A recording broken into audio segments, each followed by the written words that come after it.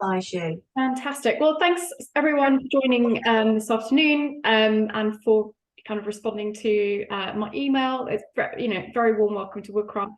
I'm going to be monitoring the chat while Owen is presenting today. So if there's anything you'd like to raise, I will be watching the chat box, or equally just wave around at the screen is also fine. Lovely. Without further ado, I'll hand over to Owen. Great. Thank you very much, Grace. My name's Owen. I'm the Head of Membership and Programmes for Woodcraft Folk. A very warm welcome to this welcome session.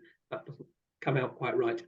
This is the first of a monthly series of short webinars that we're trialling to sort of just give a bit more of an overview to people who are getting involved in Woodcraft for the first time, or possibly getting involved after a long break, or getting involved for the first time as a volunteer, having been, I don't know, a young person in Woodcraft Folk a long time ago, or whatever.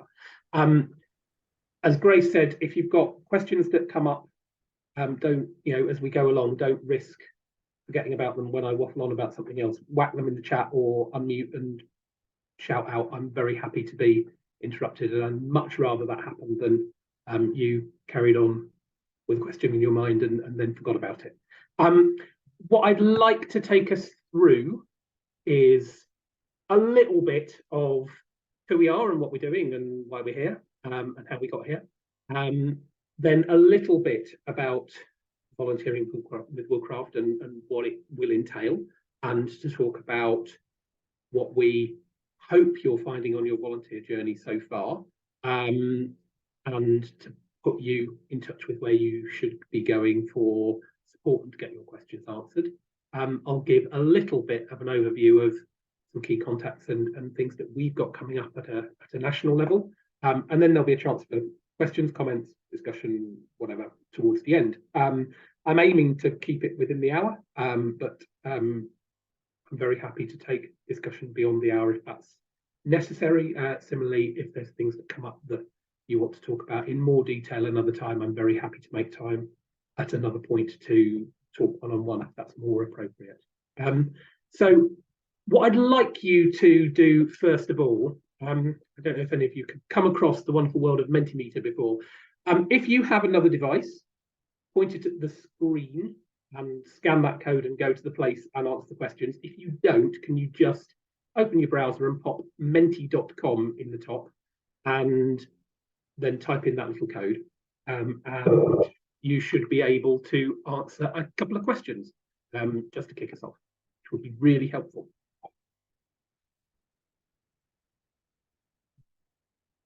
Then I should go to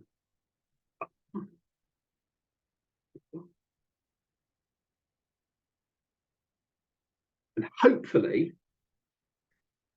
as you give me your answers, they should magically appear. First, I'm interested in just very short words or phrases about how you came to be here. What led you to volunteer at Woodcraft?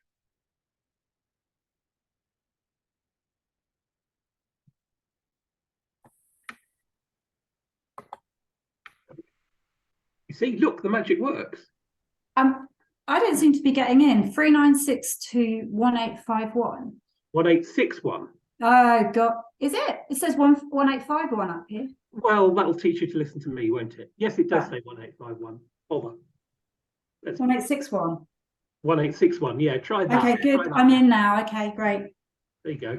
That's annoying, isn't it? There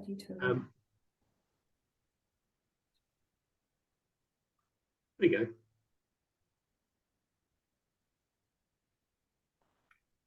Well, 861. That's much better. I'll give you another minute to type your answers in now. You are allowed to put more answers in if you want. Oops.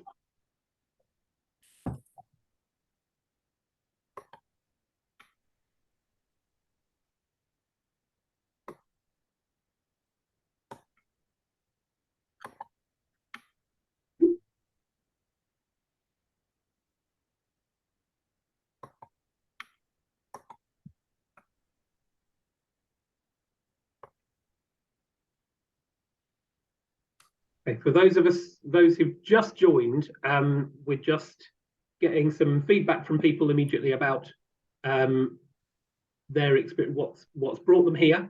There's still time to chip your answers in if you go to menti.com and enter the 8-digit code at the top of the screen. Then you should be able to submit your answers, which would be really good. Menti.com. Menti.com, MENTI.com. Can you actually see the code? Because my little toolbar is covering it up, but I'm assuming you can see it. What's the code, sorry? Can't see it. It is 3962 1861. That's the one. There we go. Or you can scan that QR code.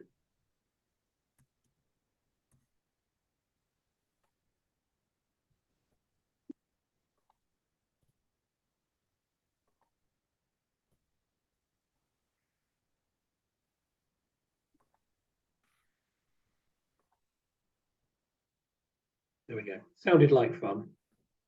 Let's see what I can do about that. There we go. Brilliant. So a real flavour of some of the things that brought people here. I'm not going to say that any of that is a massive surprise. This is very consistent with lots of the reasons that that volunteers come along.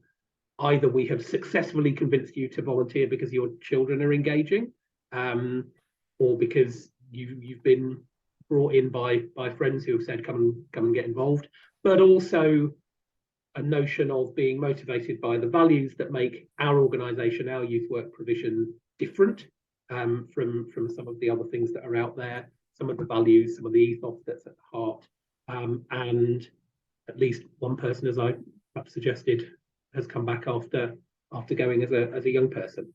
I'm going to move on to the next slide if I can, and could you just tell me, oh, there it is, there we go. Could you just tell me what role you're going to be doing as a volunteer now that you've joined us?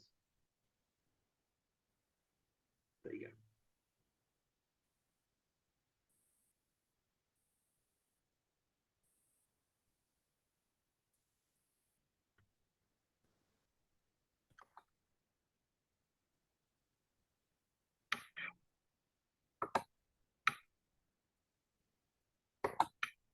Fantastic. Okay. So the majority of you are going to be helping out or leading in a local group, which is great. Very much the kind of lifeblood of our provision for young people. And at least one person has come on board.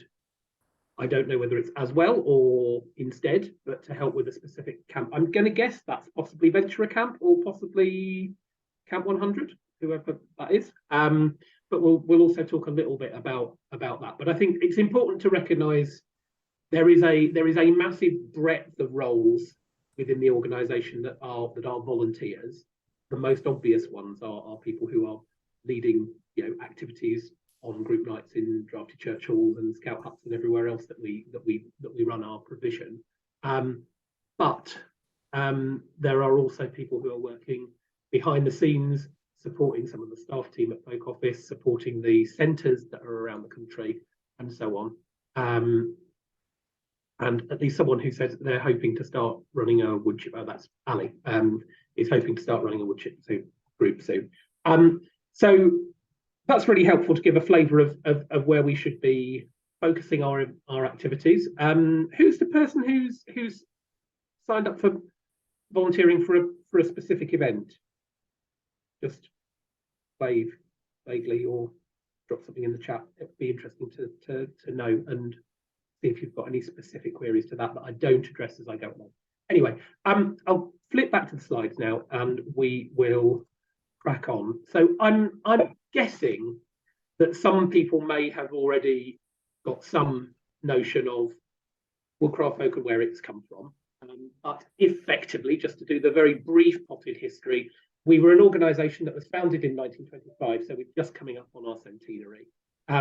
We share our DNA, our genesis with the scouting movement, but were founded by a group who, after sort of slightly convoluted route, broke away because they felt at the time that there was a need for an organisation which was not about grooming the next generation of working class cannon fodder for the next imperial war, and wanted to found an organisation that was similar in style and tone to some of the uniformed youth organisations that were out there, Scouts and Guides and so on, but that were going to have a more utopian and a more collective vision for the world of tomorrow.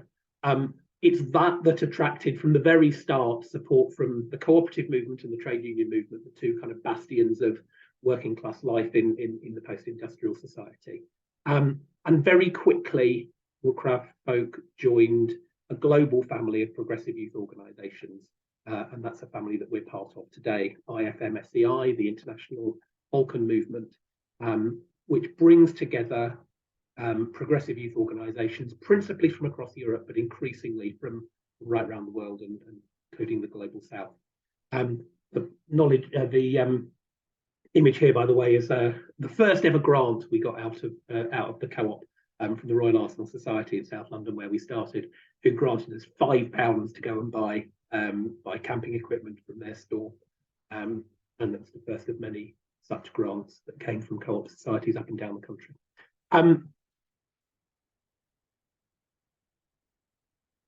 Woodcraft Folk, as a concept, as a movement, very quickly grew, and as I said, we were quickly welcomed into that international family. And you can see by 1937 we were hosting our first, mass international camp as part of the Red Falcon movement, and that was in Brighton in 1937, the Republic of Children.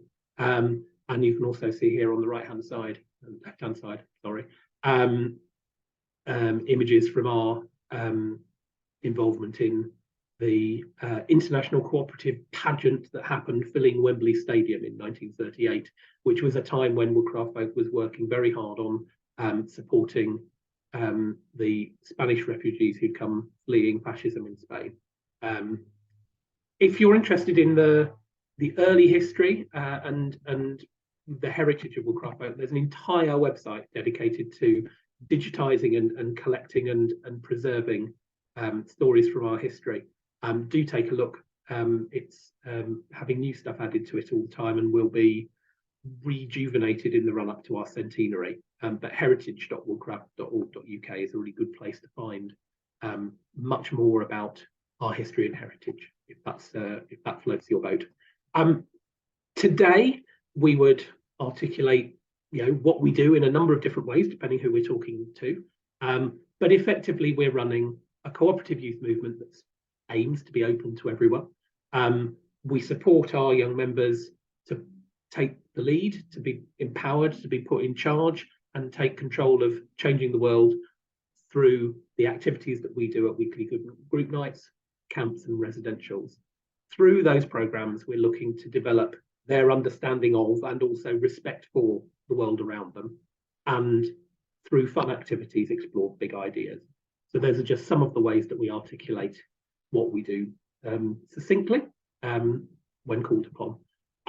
In terms of the scale of the organisation, we're much smaller than some of our better known competitors.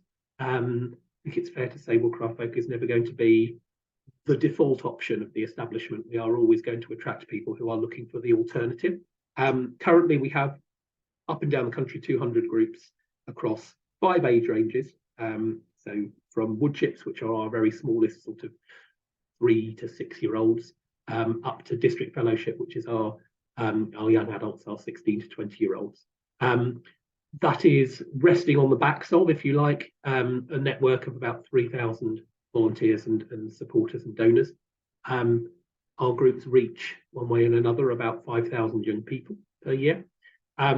We also have, in addition to the volunteer-led groups, 5 outdoor centres and campsites. And if you're very new to Woodcraft Folk, you probably won't have had the opportunity to visit one of them yet. But dotted around, sadly only England, we have Biblin's campsite in the Wye Valley. We have outdoor residential centres of various sizes in Kent, in Suffolk, and in Derbyshire and in West Yorkshire. You can find the details on the website, and they offer an outdoor experience that's rooted in those same aims and principles, sometimes to Woodcraft groups, but sometimes to other groups that share our values and our ambitions for outdoor education. All of that provision, sorry, I skipped, there we are. In addition, we have project work that's separate to our group night provision that tends to be led by staff employed by the odd time limited grant, and also a program of international exchanges, sending typically our older teenagers away to participate in international work, meeting their peers from other organisations that share our values, both from the IFM family and out with, as well as attending international camps abroad, and hosting our own large-scale youth camps. So this year coming up, we've got Venture Camp for our 13 to 18-year-olds, which is taking place at Biblins in the Wye Valley in August. And then looking ahead to summer 2025, we have our centenary camp, Camp 100, will be happening in the Midlands at Kelmarsh Hall. All of that provision is united by our aims and principles. These are broadly the aims and principles that we've been espousing since our genesis. Principally among them is education for social change, the idea that what we are doing for young people, excuse me, and what we're doing for young people is equipping them with the opportunity, the faculties, the critical thinking skills to see what it is that they want to change in the world and to go out and achieve it. And the other things that we build underneath that are about the vision of the world that Woodcraft Folk wants to see. So we are an internationalist organisation, we are a cooperative organisation, we are one devoted to children's rights and a world at peace, and we're one that it's always articulated in the aims and principles as one word, one world, really it's sustainable development, and that's where the environmental strand of our work comes in. But a good and balanced programme will cover aspects of all of those, and particularly as they get older, explore the connections between them, as well as just going, right, we're going to do some stuff about your rights now. It will actually explore how that fits with internationalism and how that fits with a world of peace and so on. Those big ideas are quite hard to kind of get across and articulate sometimes. They're very big and lofty and so on. One of the things that we did a few years ago was put some effort into defining what that might look like, depending which age group you're talking to. The document we call the outcomes matrix. We kind of like to think that we're building on the knowledge and understanding as they grow and progress through our organisation. And effectively, you're starting laying down with 3-year-olds. Cooperation and a cooperative approach to life probably doesn't mean much more than learning to take your turn and share nicely and listen to others. But as you go on, you start to realise that there are different ways of working together in a group, and different people have different skills and bring different things to the party. So it's all about kind of building through our age groups. But that's not to say that I work with pioneers. I work with 11 and 12-year-olds. It's not to say that every now and again we don't need to go right back to basics and remember why we actually sit in a circle and listen to each other. So it is just a guide. Our groups and the individuals within them will vary radically in terms of their levels of skill and understanding and experience and knowledge in each of those. I'll show you some examples, but it's worth taking a look at some stage for the age group that you're going to be working primarily with.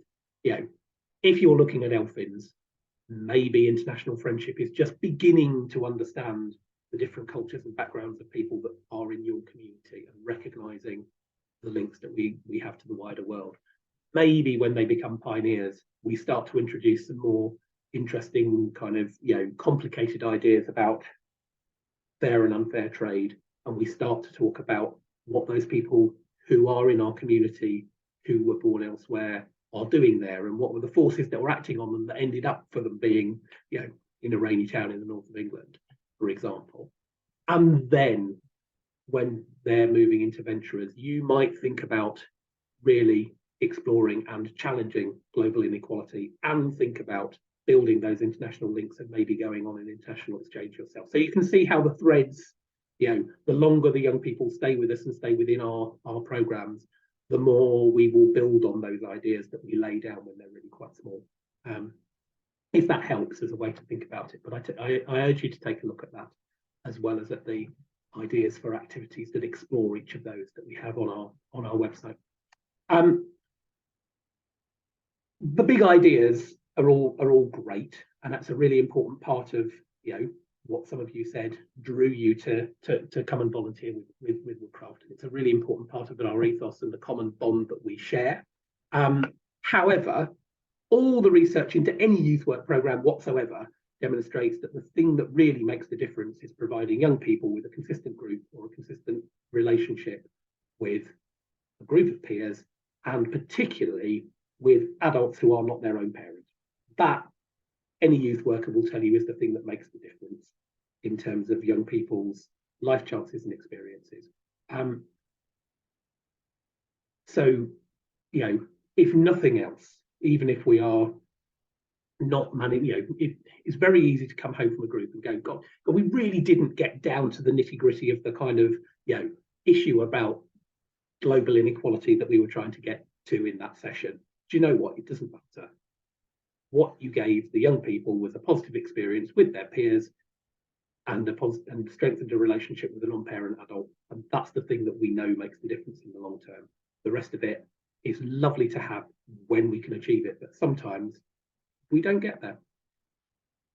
Young people agree that through being part of our activities, they make friends, they get experiences that will benefit them in the future.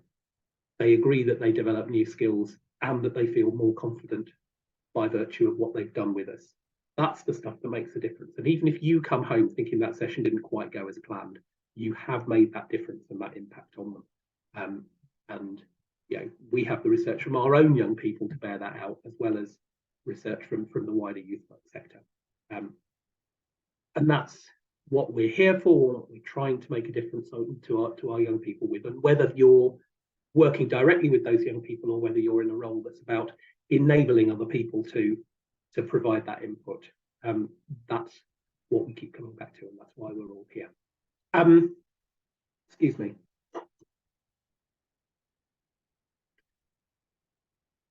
So you're all here because you've signed up to one or other volunteer role that you've been encouraged to get involved with.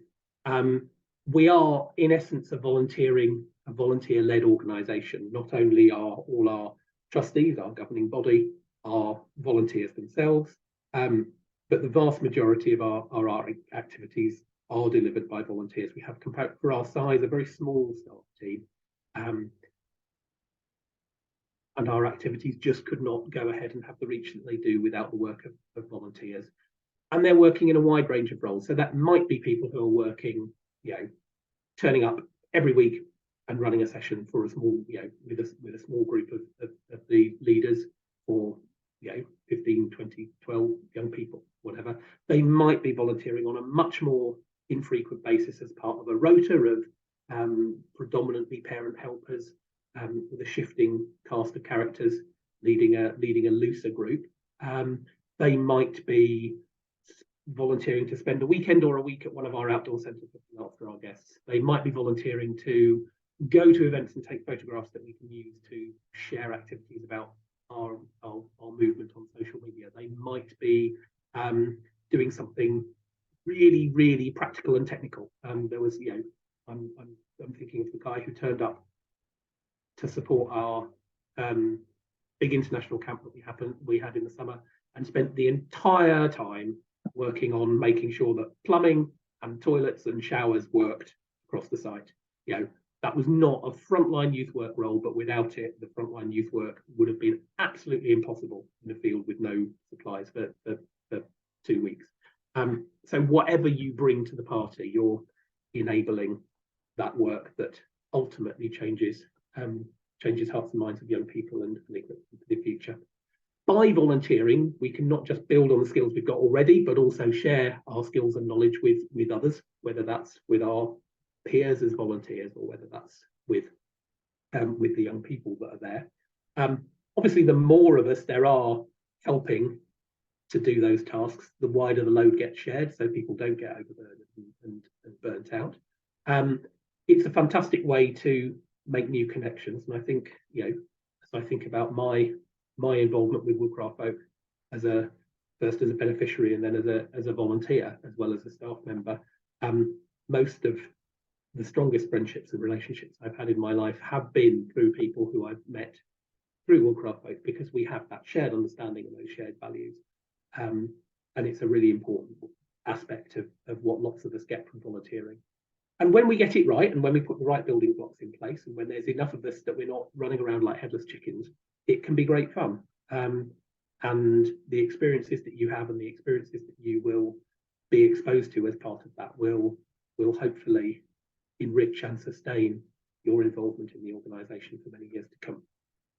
I'm just going to stop there and race. Has anybody been manically typing into the chat? Has anyone got any questions that they want to at the minute note, so I've responded to Vanessa about I can send out a copy of the slides to those people who have attended today.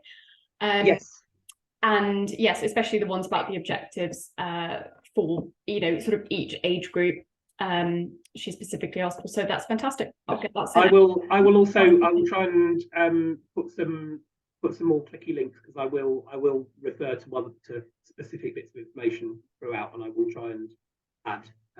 What we'll do is we'll post the recording back on the website, and you can watch it back and kind of if you want, but I will also put clicky links under there as well, so that when I talk about codes of conduct and things like that in a moment, you can actually find them rather than having to go off and try and search for them on the website.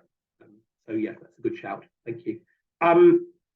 So I'm assuming that because you have found out about this session, you were probably signed up in the last few months. Depending where you are, and for those of you who are potentially supporting new groups, depending where your own group is in terms of its journey, you may or may not have done one or more of these things yet. But as you get involved in Woodcraft Folk and as you grow into your role, I would hope that most, if not all, of these things are beginning to happen. You should have some form of induction locally with the group or the project or the centre that you're supporting. It will vary. Some groups are quite formalised in the way that they support new volunteers, and some groups it's very much more a case of learning by doing and having an opportunity to ask questions afterwards. But as a minimum, I would expect that you are vaguely aware of the role that you've signed up for. That might be that you have a written thing that says this is your role. It might be a little bit more flexible, particularly if you're a new group and you're feeling your way. Sometimes you will be the person who is leading the activity. Sometimes you will be just helping out and providing additional support. That's absolutely fine. But to have clarity about on any given night who's doing what is a fantastic thing to have, to ensure that cooperation and that collaboration works effectively. If you're joining an established group, I would expect that you might perhaps have been asked along at some stage to say, before you sign on the dotted line, come and see what we do, see how it works, and share any questions. You should have signed up as volunteers and registered on our group volunteer management system. And depending on the role that you're doing, we might have been taking up references or running a PVG or a DBS check to verify your suitability to work directly with young people. If you're volunteering less frequently or less intensively, or in a back office role, that won't be necessary. But for most of our roles in groups, it tends to be. We would hope that you have had the opportunity to read and where necessary, agree to abide by the kind of key documents that cover the way that we work with children and young people, and I'll come on to those in a moment. At some point, when you are a little bit more aware of what you're doing and what you're going to be expected to do and what the calls on you are, taking a moment to reflect on what your training needs might be is an excellent idea.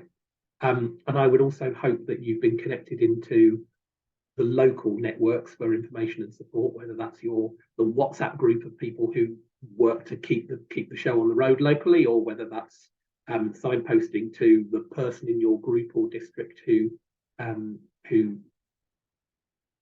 has the information that you need about safeguarding or training or volunteer screening or any of those things. So if you don't have, if you don't know what you're going to do about any of those things, if you haven't had those discussions yet, it's perfectly acceptable to ask, and that's a great question to ask the people that you're volunteering with about how you find out information about that.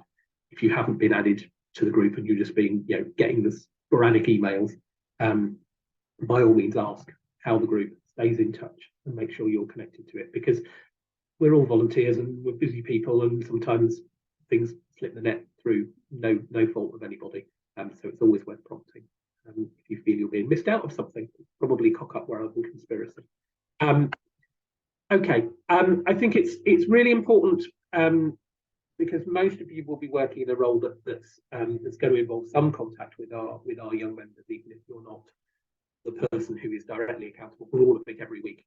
To just focus a little bit on our safeguarding arrangements and what we do to stay safe as an organisation that has volunteer adults working directly with our young people. There is a whole slew of stuff that we do as part of our group activities, and as part of our taking young people away at weekends, and as part of running our outdoor centres and so on, that is geared around creating a climate in which young people can safely grow and flourish, and that we can respond to any specific questions and concerns. And some of these are there, and if you do some safeguarding training at some point, we'll go into these in much more detail.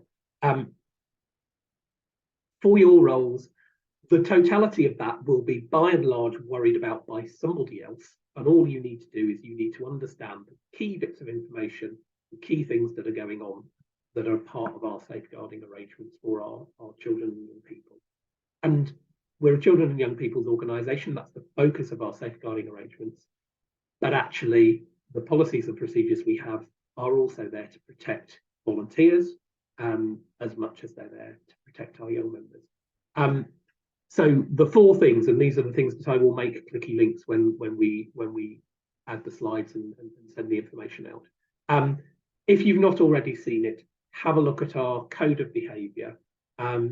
It's not long. It is quite dry and formal, but it's a statement of how we aspire to work together and the standards that all of us, volunteers and staff, are signing up to in order to effectively walk the talk, to practice what we preach, to be effective role models of a better and more cooperative and collaborative world for the young people that we work with. If you don't already know who is the local safeguarding lead or the event safeguarding lead, if you're supporting a one-off project, those are the people that should be your main point of contact for any concerns or queries or questions that you've got about the safeguarding or well-being of young people or conduct of other volunteers. So if you don't know who that person is, you should find out very early on in your volunteering journey. The idea is that local safeguarding lead is the person who is a point of contact, but also responsible for keeping safeguarding on the agenda, being a bit of a check and balance to the rest of us to make sure that we're considering the implications of the plans we're putting in place. We've got lots and lots of guidance and policies to support you to run safe and inclusive activities. What we ask groups to do is to put most of their their own practice in one place in a local safeguarding plan, which effectively builds the bridge between nationally agreed policy, this is how we do things around here, and specifically apply it to your young people, your setting, your church hall, the activities that you do and the people that do it. So that for you, as somebody who is working as part of a team to run safe and enjoyable activities for children and young people, is going to be your go-to. That's how we in this group, we in this place, ensure that we run safely. It's the document that will tell you what you do if somebody turns up to participate in a group that you don't have the health and consent information for you. It's what do you do if somebody turns up to collect a child and you've never seen them before. That's the sort of thing that should be documented there, because every group will have a slightly different approach to making sure that those things are looked after and resolved. And then finally, the risk assessment for the stuff that we do. So the majority of our activities should always be covered by a written risk assessment, which just says, it doesn't have to be massively complicated, but to make sure that the obvious risks inherent in the activity that we've agreed to do with the young people have been thought about and controlled. Nothing we do is going to be risk-free, and actually a lot of the learning comes from taking young people slightly out of their comfort zone or taking them slightly out of the ordinary. Whether it's running around playing parachute games or whether it's whittling a stick, there's always going to be a level of risk inherent in there. What's important is that we thought about what we're going to do to make it as safe as we can and balance the risk against the learning outcomes for the young people. Most groups will have a single document that covers most of the activities that they normally do in their normal venue. And that's absolutely good enough. How do we make sure that we don't set off the fire alarm, and we don't piss off the caretaker, and we don't bang our heads under the parachute, and we don't trip over the chairs? That's the level at which we're assessing risk. If you're doing something involving fire, something involving a venue you've not been to before, a venue where the public are able to come and go like a public park, if you're doing, whittling, bushcraft, axe throwing, in fact, I hope you're not doing axe throwing, but if you're doing something, that is more dangerous or has more risk inherent in it than the normal, then that's when you would look to do a specific assessment, risk assessment for that. And what we always say about risk assessments, it's great to have the record of that, but the risk assessment document is only the minutes of the meeting. The important thing is the conversation that happens between the adults and increasingly with the young people concerned about what are we going to do, what are the dangers, how do we make sure everybody's staying safe. So if nothing else, those are the 4 things that I would like you to go away and find out about the result of this if you don't already know about. Again, we're trying in Woodcraft to create an environment in which everybody is kept safe and everybody is supported. We can only do that on the basis of the information that people share. Sure, this is news to nobody if you've ever done any safeguarding in any other setting, whether it's at work or other volunteering. The reason that it's vital that you understand who your local safeguarding lead is, that's the person that you should go to.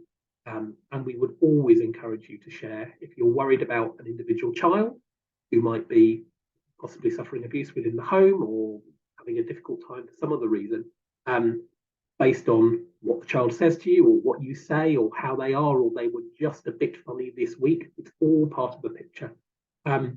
You could witness behaviour from another volunteer that makes you feel uncomfortable, or you could see somebody who's flagrantly ignoring the policies and procedures that we've put down to try and keep everybody safe, and that could be another cause for concern. We'd always encourage you to share all of that. If you can't share it with your local safeguarding lead, then drop me a line. safeguarding@woodcraft.org.uk will always reach me or one of my team, and we'll always respond as quickly as we possibly can.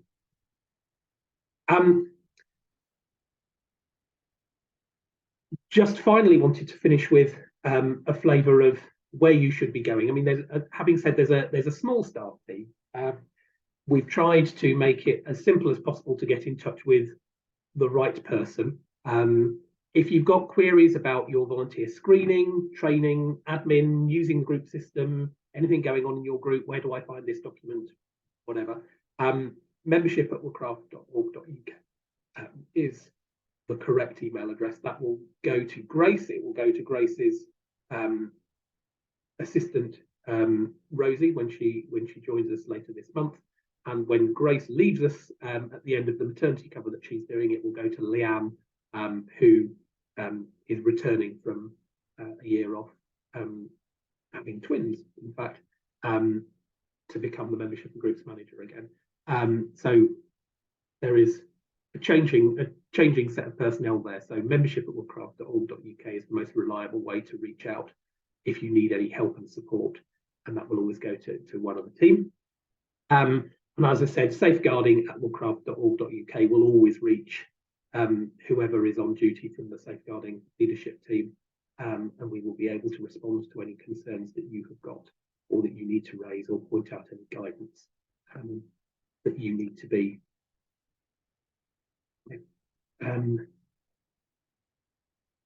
Just in terms of coming up, there is always opportunities to, well, say always, having had a few years with very few opportunities to meet up face to face, we've now got a very busy calendar of events. So this is just the next couple of months.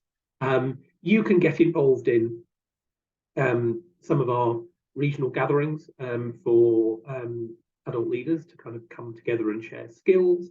There is some leader training led by members of the staff team to help you understand and explore aspects of leading groups. And there are also working weekends taking place at both Bidlins and Lockabrook.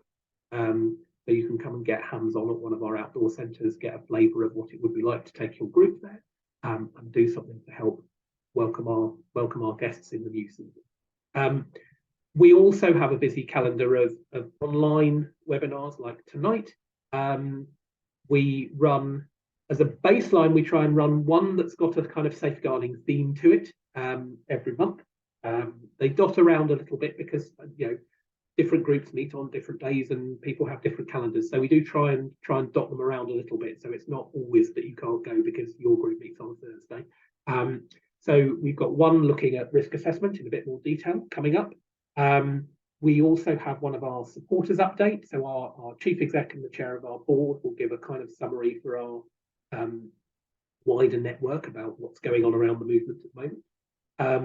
For people who struggle with the group membership management platform, which I think is probably most of us, there's a drop-in surgery run by Grace on the 2nd of March. We will be doing another of these volunteer welcome sessions on the 21st of March. So if there's someone who has also joined your group who isn't here tonight and you think would benefit, then by all means pass the link on to them. And then the March safeguarding session is going to be about train the trainers, which is basically just looking at what you can do to run your own training locally. So we have a suite of resources that you can use to go and run your own training with and among the group of people that you're leading with, to help make sure that you're on the same page with regard to safeguarding your young people. The events calendar can be found on the website. You can click to it from the front page, or you can also just go to woodcraft.org.uk events and you can see everything that's going on in the coming months. You can also filter it by what's going on and what the type of event is. And then you can also seamlessly add those things to your own work or personal calendars so that you don't miss them, as I frequently do. So do take a look, and if there's not the thing that you want or the training that you want about the thing that you want, then do let us know and we can see what we can arrange. That's all I had to say. I hope that's been helpful. We will, as I say, send out a link to back recording and to access the slides and some of the resources as well in the next week or so. But I'm very happy to throw it open for any questions, comments, things that you would like to hear more on. I'm at your disposal.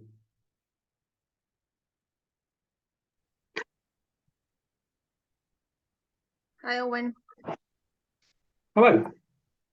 Hi, I wanted to ask you because I'm gonna, well, already I'm going to some activities with my child, and I'm gonna do activities. I'm gonna work as a leader with you. But I wonder if I can join to another activities, because for my job, maybe in the next 3 months, I'm gonna be a bit busy to do this, but I would like to collaborate in another activities. So activities other than our group nights and Yes. things like that. Yeah. I mean, there's always things that we can that you can do to support you. Which group are you working with, Vanessa? I'm in South Norwood. Okay. With pioneers. Sorry, with pioneers. With the pioneers, yes. Yes. Oh, right. Okay. I mean, yes. I mean, you're not too far from our Cudham Outdoor Activity Centre. So there'll be chances to get involved in supporting the running of that centre. There are opportunities to go and stay for a weekend and help out as a volunteer warden there, for example. But depending on your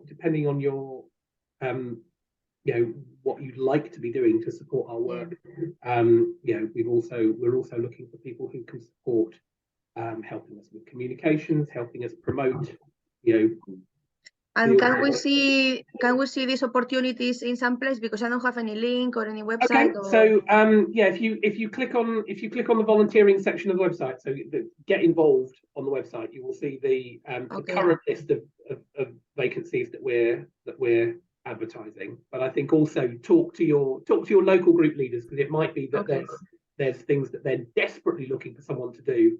I think particularly when we have new people come and get involved, we are terrified of kind of dropping and letting go of things and say, frightening people off by giving them more stuff to do. So if you feel that you've got more capacity, or perhaps capacity to help in a different way, I'm sure your local group leader would love to help. I mean, as someone who runs a pioneer group myself, actually just being the person who thought about, responding to the inquiries that we have in the inbox and sending out, or prompting me to send out an email, or ringing me up and saying, what are we doing this week? Would be really helpful. But that's not a sort of, it's not a job I would package up and give to somebody else. But if somebody asked me, I'd be desperately. Yeah, I understand. Because I want. Yes, I saw the link, Grace. I'll just pop the link in the chat for everyone now. Yeah, thank you. Fantastic. Right. Claire, you messaged about quick tips. Yeah, we're starting. It's a new group, isn't it, in Plymouth, which is exciting. Which is in my local park, which is an area it's a great community hub that we're getting going. I guess it's like, I think our first date is February the 22nd. I think we're gonna. I know there's a sort of pathway to follow kind of with the group, but I just wondered, like, I guess what you said earlier actually about just providing a space just by doing whatever, don't get too stressed by the activity itself. It's more the space and the and I mean, remember that as a group of adults, as well as a group of young people, as and a combination, you are going through that kind of whatever it is, forming, norming, storming, forming, all of that jazz. But any group of people will be doing when they come together to work on a common endeavor. And actually, to be honest, yes, we will have some activities that are probably easier than coming up with things off the top of your head in the first instance. But actually, don't shy away from just doing what you need to do to learn about each other and learn each other's strengths, weaknesses, peculiarities. As one of my volunteers said to me once, none of us are normal, Owen, otherwise we wouldn't be here. Really taking a chance to understand, what makes different people tick, both the adults and the young people, is a really important part of establishing a group, and establishing a group that is going to survive in the long term. We've got some things that can help with that. Yeah. And there's lots of activities online, but go with your feelings. You're all, you've all got experience of, working with small people, whether that's as parents or professionally or whatever. There's lots that you bring, and the majority of stuff that we do is relatively low risk for our young people. When we're doing things that is more complicated and involved, we might need to draw on specialist advice. We might need to get specialist instructors in and so on. But the majority of stuff, as long as we are clear about who's in charge, who's in a cooperative organisation, who is accountable, who is taking what role on that particular night, who's leading the activity, who's supporting, who to go with problems, queries, who to talk to if you're uncomfortable about it. The rest of it can all come. Should be good. Looking forward to it. We're really excited. Grace and indeed Leanne have been working with Laura and for what feels like ages, because there's been all this trouble with the venue and well, no, we're really excited. It's in a park, guys, and it's been held up for a couple of years, just in case you don't in Plymouth. So this is our first proper thing that we're all. There's a lot of volunteers ready to get on board and help. So. I always get excited about any new group, but particularly a new group coming back to somewhere where there was Woodcraft in the past, where we've been away for some years. Great. It's really nice to see young people having that opportunity again in Plymouth. And I think I'm really interested in this kind of model of having a daytime group and a twilight group. I think it's a really good way to approach the kind of the quite different, potentially different constituencies of home ed and of school kids. I'm looking forward to learning some lessons from that. I think might help other groups as well. Okay, thank you. Hi, Ali. Was that So I feel quite new to all of this. Thank you it's been really helpful. So I'm based in Machynlleth, and then there is existing sort of, I think it's pioneers. There's an older group already here, and there's a small group of us with younger kids that have sort of contacted that group and want to start a woodchip / elfend. Cool. So I've probably got loads of questions, really. I guess there probably is guidance, isn't there? Quite a lot of guidance on the website and things on how to start that process, really. We've registered, and that's about as far as we've got so far. Brilliant. Initially, just to link yourself in with Grace and with Leanne, who are the people who are best placed to hold your hand through all of that, would be great. And I think, by all means, Grace will point you towards the kind of, as Claire said, the sort of the pathway that we suggest. But as with many things in Woodcraft Folk, it's very flexible rather than prescriptive. There are things that we suggest you do, but you can do them at your own pace. And we'd be really happy to lend any support that's necessary. I'm only up the road in Manchester, which is, in the grand scheme of things, not a million miles. I know we've got some potential face-to-face training coming up later in the year in Manchester, which might be by that point.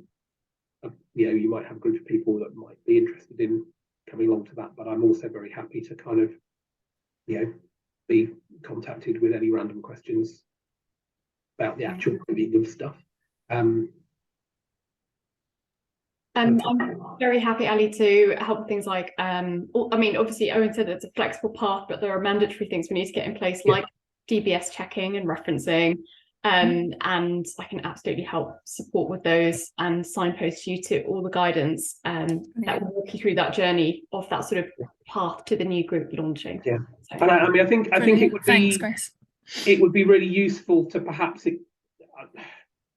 I'd quite like maybe a chat at some other time to kind of find out where you're at in terms of the existing group, because there are some things that they will be able to, they'll be able to support with, but I think there are some things that you definitely need to kind of do for yourself, and find your own solutions to. Maybe we can connect you with other groups. Grace, is it worth just chatting about the the fireside chats as a thing. I didn't mention that in the kind of monthly calendar of stuff. You're muted, Grace. I can't hear you. Yeah, absolutely. Thanks, Karen. Abby, sorry, I can see that you're off. I'm glad you found it useful. Thank you so much for joining us.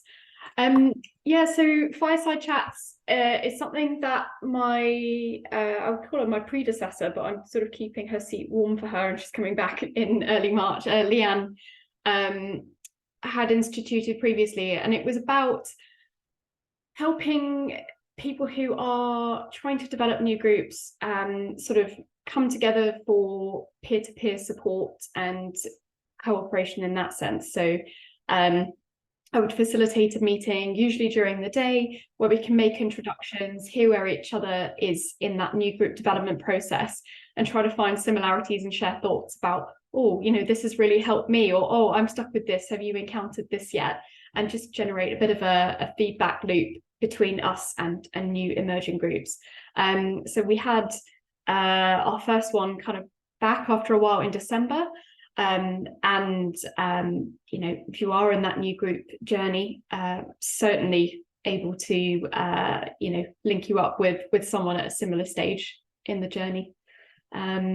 So yes, we will hopefully, I can't think of the date off the top of my head for the next one, but certainly keep you all appraised. We'll keep you posted. And I mean, I think, you know, at the end of the day, you know, Grace and I have the overview from sitting at the centre, but we aren't engaged in establishing our own new groups and liaising with our own groups of volunteers. But to connect you into people who are actually separated from you by some geography, whether that's down in Devon or off in mid Wales or whatever. As I say, there are things you have to do, but not necessarily you're all not doing them in the same order. Actually, there's a real strength to bringing people together who have gone, oh, well, we haven't done that yet, but we did this thing, and you know, running a taster at the primary school really worked well, and this is what we do again, and so on. That kind of, you know, you'll get more useful suggestions in a way from your peers who have been there and done that, or are experiencing similar challenges, than you will from Grace and I, who know the theory, and can point you to the bit of paper that tells you how to do it.